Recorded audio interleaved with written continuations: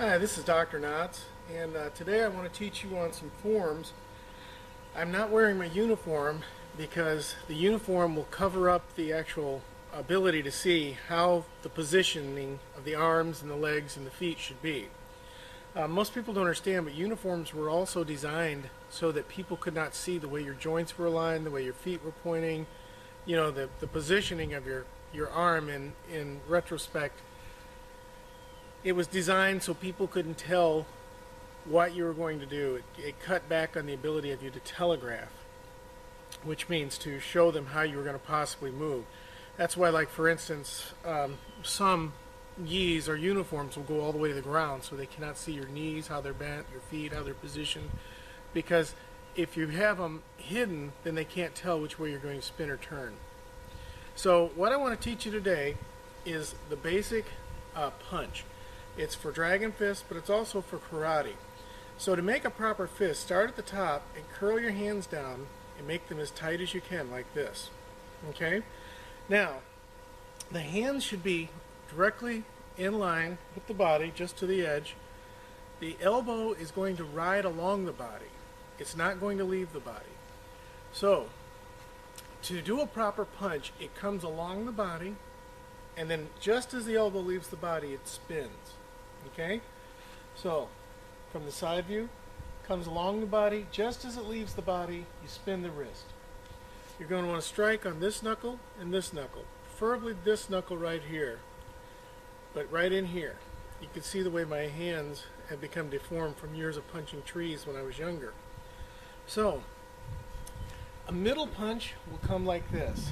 Now notice the knuckles here, the bend in the elbow, because that way, if the elbow is bent, it's not going to break. Most people don't understand, but if you throw a punch and hyperextend it, you can break your own arm when you hit force.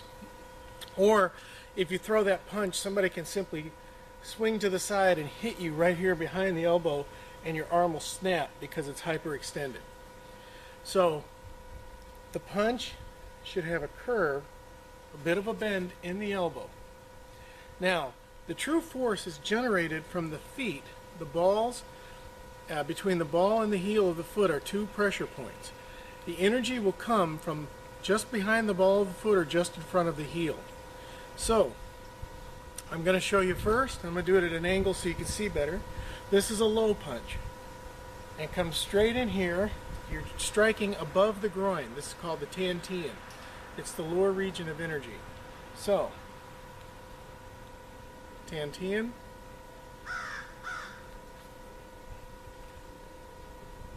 Now we're going to do the middle. The middle is going to be right here below the sternum. Okay? I'm going nice and slow so the camera can pick it up. Now, as you bring one out, right here in the center, they cross is where they turn. Now the high punch is going to go for this valley, this ridge just under the nose. Okay?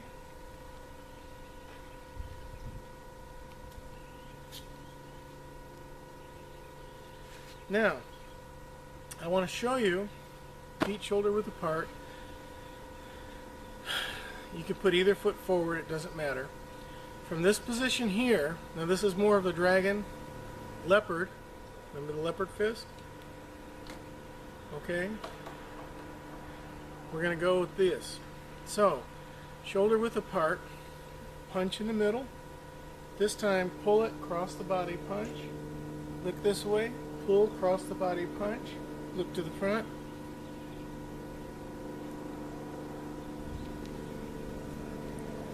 You notice you're doing each side.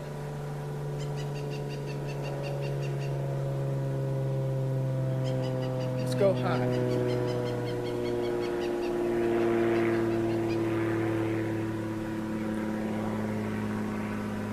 Let's go low.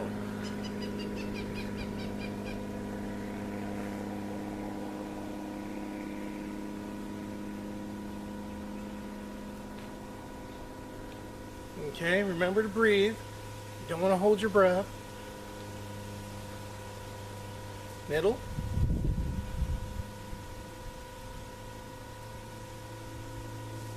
There. That's the three heights for punching. Once again, This is the dragon's head. This is the dragon's tail. Inishin Shorinjiru. It's just like that. Now, even with a bend, this can be a short technique or it can be a long technique. Now, I'm extending it from my heel all the way through. Okay?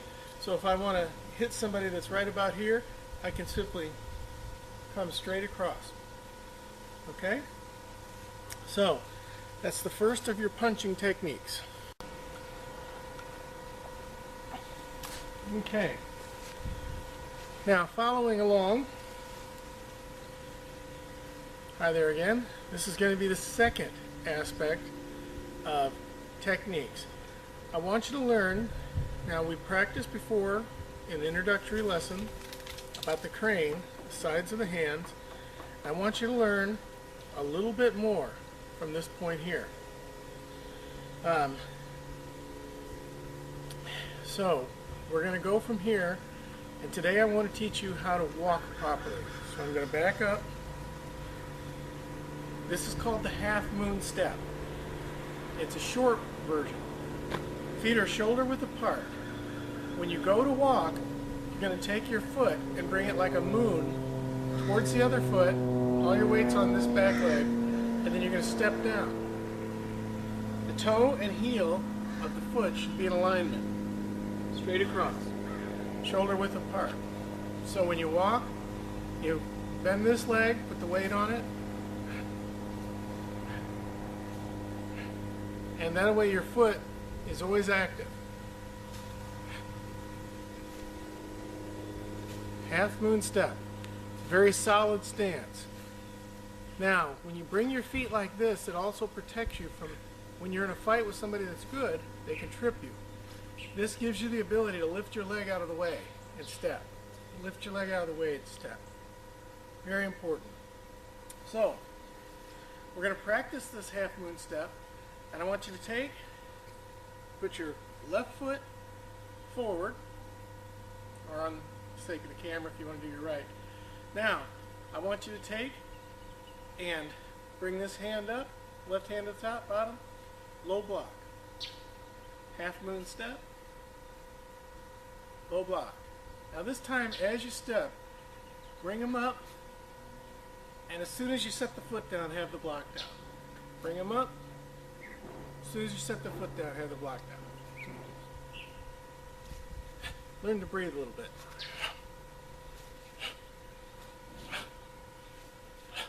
As we go backwards, let's practice the middle block, knife hand.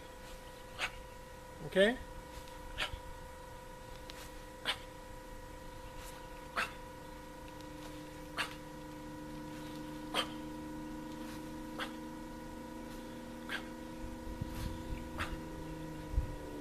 Okay.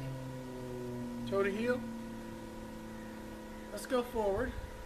We'll start with the other foot forward this time. Bring it, high block.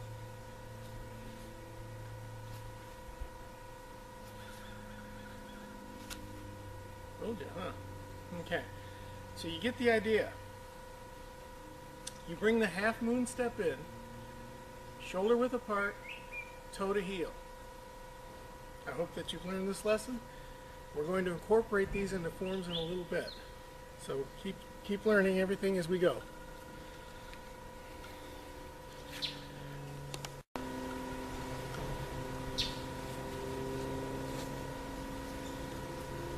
Alright, hello again.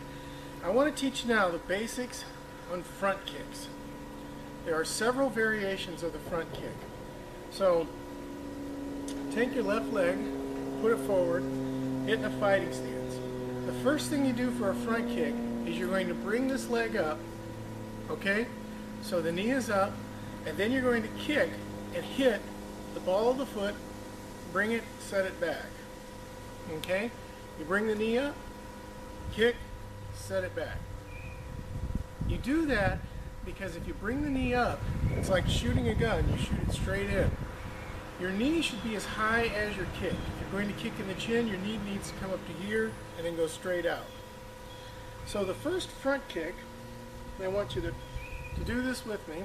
Go ahead and get the shoulder width a little bit deeper if you want, or just a toe to heel. And let's go 1. Okay? 2. The other foot. 3. 4. Switch position. 1. Okay? 2. 3. 4. Now, you always put your weight on your back leg. You kick with the front. Hit with the ball of the foot. You can also hit with the heel. You notice I turn my foot a little bit as I do it. The first position of the front kick is with the ball of the foot. The second is with the heel. So let's go ahead and practice with the heel a couple times. Ready? 1, 2. And you don't want to hold it out there. You want to bring it back. I'm slowing it down so you can see.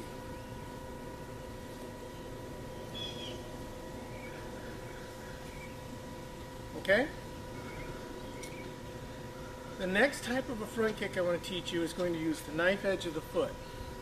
And it's typically used for a side. Okay? You're going to bring the knee up, and then you're going to kick out like this. Okay?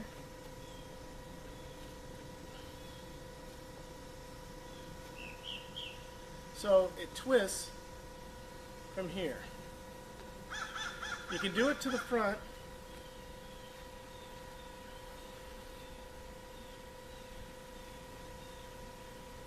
Okay?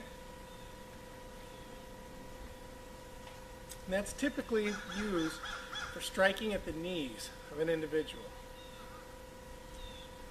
The third variation that I'm going to show you is a crane stomp in the crane system, or in savate, it's a front kick with the heel. You bring the knee up from behind, thrust the heel, set it down. So, I'm going to go slow so you can follow. Okay? Bring the knee up from behind, set the foot down. Knee up, slip it in. I'm going to show you from the side. I'll try to go slower. Okay? That is from the system the savate, and it's a crane stomp in white crane. It's also used in praying mantis as a mantis strike.